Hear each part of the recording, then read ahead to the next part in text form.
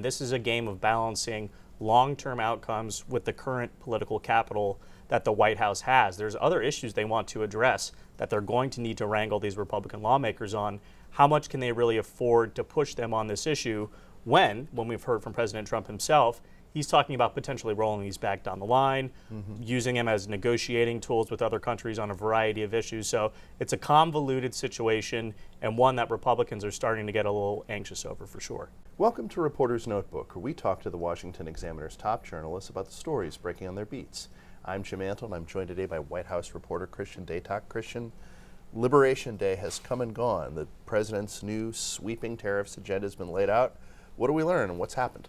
Well, what we learned is that this is even broader than we were originally led to believe, Jim. If you remember back on the campaign trail, President Trump was talking about putting a flat 10% universal tariff on all countries.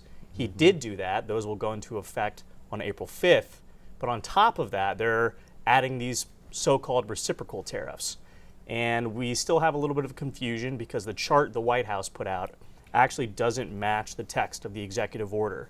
But these tariffs will stack. So China, for example, they're now dealing with the 10% tariff, the 20% tariff the president put in place in February, having to do with the flow of fentanyl into the United States, and an additional 36% tariff on all goods based on the barriers they put on U.S. goods entering China. So all in all, they're looking at over 50% in tariffs, and countries are not reacting well. The markets are not reacting well, but the White House is saying, look, stay the course.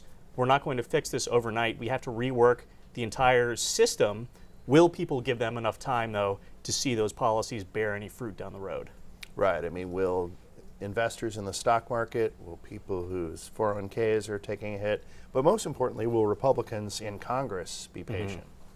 I don't know. I mean, we did have this vote on Wednesday evening in the Senate trying to end the national emergency that Donald Trump is using to lay out these tariffs. Now, of course, it probably won't pass the House. And even if it does, the president would still have to sign it into law. So it is a protest vote.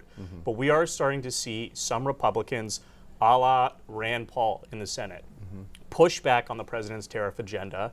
And again, this is a game of balancing long-term outcomes with the current political capital that the White House has. There's other issues they want to address that they're going to need to wrangle these Republican lawmakers on. How much can they really afford to push them on this issue when we've heard from President Trump himself, he's talking about potentially rolling these back down the line, using them as negotiating tools with other countries on a variety of issues. So it's a convoluted situation and one that Republicans are starting to get a little anxious over for sure. So another thing that Republicans are getting anxious over is Elon Musk. So, Yes. you know, Musk played a pretty forward-facing role in a Wisconsin judicial race. It didn't go the way Republicans want. There started to be some rumbling that maybe he's going to be phased out as his special government employee status comes to an end relatively soon in the coming weeks. What are you hearing? What I'm hearing is that Musk is firmly on the hot seat right now with Republicans, at least behind closed doors. Now, publicly, the White House, Republican lawmakers, they are still standing behind Elon Musk and the work that DOGE is doing, because in reality, the idea of shrinking the federal bureaucracy, cutting payrolls to get the budget under control, that polls very well still. Right. But Elon himself is just such a polarizing figure. The thought is that he has not only outstayed his welcome, but he's now causing more harm on the inside, being directly affiliated with this entire government changeover than he was when he was the money man on the outside in 2024. Even if you look at that Wisconsin race, you know, he got on stage on Sunday in Green Bay, put the cheese head, on his head, and became a meme that the left could really sort of rally turnout around. They got, I think, something more than 1.3 million voters to turn out in that Supreme Court race in a non-midterm election cycle. I mean, it's crazy the sort of rallying effect he is giving to Democrats when they've really truly been rudderless throughout these first couple of months of the Trump administration. Yeah, that was a pretty big turnout for an April election. You've talked to Transportation Secretary Sean Duffy. What did he have to tell you about a state that is not really a favorite of Republicans? Well, it's interesting because, again, you know, Mr. Duffy came into this job the day of the D.C. plane crash. Right. And he didn't necessarily want to talk about that a lot because he wanted to focus on some of the other initiatives that transportation is taking on in the second Trump administration.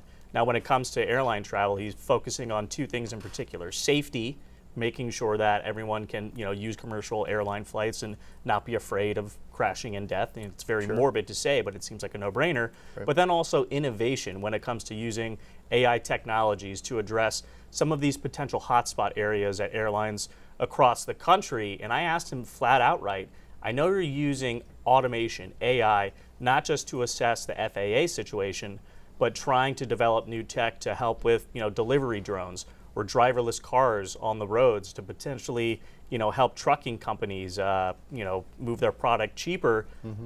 But wouldn't that kill American jobs? And the way they're sort of framing this is through a national security lens. He said to me, essentially, look, if we don't develop this technology, someone else will, and that someone is probably China. And if we import all of these Chinese automated technologies, they're going to have surveillance technology and software in them. It is a huge national security threat.